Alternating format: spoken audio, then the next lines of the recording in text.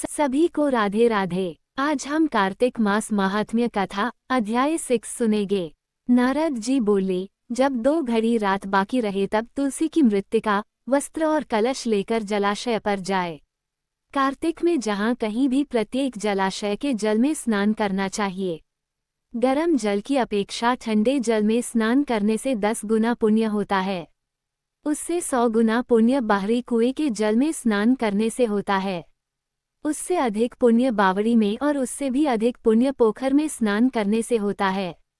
उससे 10 गुना झरनों में और उससे भी अधिक पुण्य कार्तिक में नदी स्नान करने से होता है।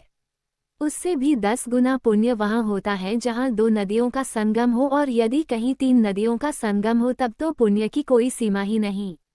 स्नान से पहले भगवान का ध्यान करके स्नानार्थ संकल्प करना चाहिए। फिर तीर्थ में उपस्थित देवताओं को क्रमशः अर्घ्य, आचमनीय आदि देना चाहिए। अर्घ्य मंत्र इस प्रकार है। हे कमलनाथ, आपको नमस्कार है। हे जलशायी भगवान, आपको प्रणाम है। हे ऋषिकेश, आपको नमस्कार है। मेरे दिए अर्घ्य को आप ग्रहण करें। वैकुंठ, प्रयाग तथा बद्रिकाश्रम में जहाँ कहीं भगवान विष्णु गए वहाँ उन्होंने 3 प्रकार से अपना पांव रखा था। वहाँ पर ऋषि वेद यज्ञों सहित सभी देवता मेरी रक्षा करते रहें।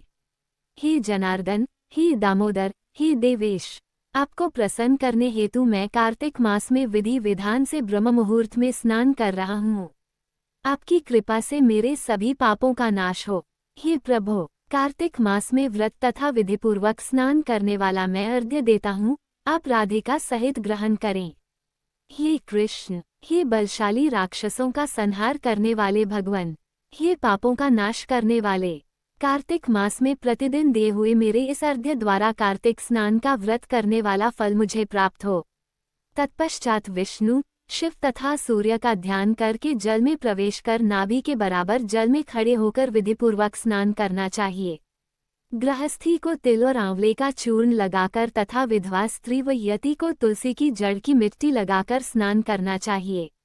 सप्तमी, अमावस्या, नवमी, त्रयोदशी, द्वितीया, दशमी आदि तिथियों को आंवला तथा तिल से स्नान करना वर्जित है। स्नान करते हुए निम्न शब्दों का उच्चारण करना चाहिए। जिस भक्तिभाव से भगवान ने देवताओं के कार्य के लिए 3 प्रकार का रूप धारण किया था, वही पापों का नाश करने वाले भगवान विष्णु अपनी कृपा से मुझे पवित्र बनाएं। जो मनुष्य भगवान विष्णु की आज्ञा से कार्तिक व्रत करता है, उसकी इंद्रादि सभी देवता रक्षा करते हैं, इसलिए वो मुझको पवित्र करें। बीजों, रहस्यों तथा यज्ञों सहित वेदों के मंत्र कश्यप आदि ऋषि, इंद्रादि देवता मुझे पवित्र करें। अदिति आदि सभी नारियां, यज्ञ, सिद्ध, सर्प और समस्त औषधियां व तीनों लोकों के पहाड़ मुझे पवित्र करें। इस प्रकार कहकर स्नान करने के बाद मनुष्य को हाथ में पवित्री धारण करके देवता, ऋषि, मनुष्यों तथा पितरों का विधिपूर्वक तर्पण करना चाहिए। तर्पण करते समय तर्पण में जितने तिल रहते हैं उतने वर्ष पर्यंत व्रती के पितृगण स्वर्ग में वास करते हैं। उसके बाद व्रती को जल से निकलकर शुद्ध वस्त्र धारण करने चाहिए। सभी तीर्थों के सारे कार्यों से निवृत्त होकर पुनः भगवान विष्णु का पूजन करना चाहिए। सभी तीर्थों के सारे देवताओं का स्मरण करके भक्तिपूर्वक सावधान होकर चंदन, फूल और फलों के साथ भगवान विष्णु को फिर से अर्घ्य देना चाहिए। अर्घ्य के मंत्र का अर्थ इस प्रकार है। मैंने पवित्र कार्तिक मास में स्नान किया है। हे विष्णु, राधा के साथ आप मेरे दिए अर्घ्य को ग्रहण करें। तत्पश्चात चंदन, फूल और तांबूल आदि से वेदपाठी ब्राह्मणों का श्रद्धापूर्वक पूजन करें और बारंबार नमस्कार करें। ब्राह्मणों के दाएं पांव में तीर्थों का वास होता है, मुंह में वेद और समस्त अंगों में देवताओं का वास होता है। अपने कल्याण की इच्छा रखने वाले मनुष्य को इनका न तो अपमान करना चाहिए और न ही इनका विरोध करना चाहिए।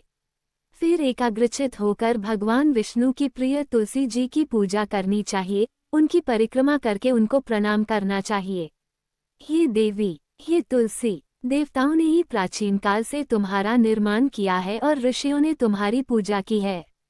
हे विष्णु प्रिया तुलसी, आपको नमस्कार है। आप मेरे समस्त पापों को नष्ट करो। इस प्रकार जो मनुष्य भक्तिपूर्वक कार्तिक व्रत का अनुष्ठान करते हैं, वे संसार के सुखों का भोग करते हुए अंत में मोक्ष को प्राप्त करते हैं।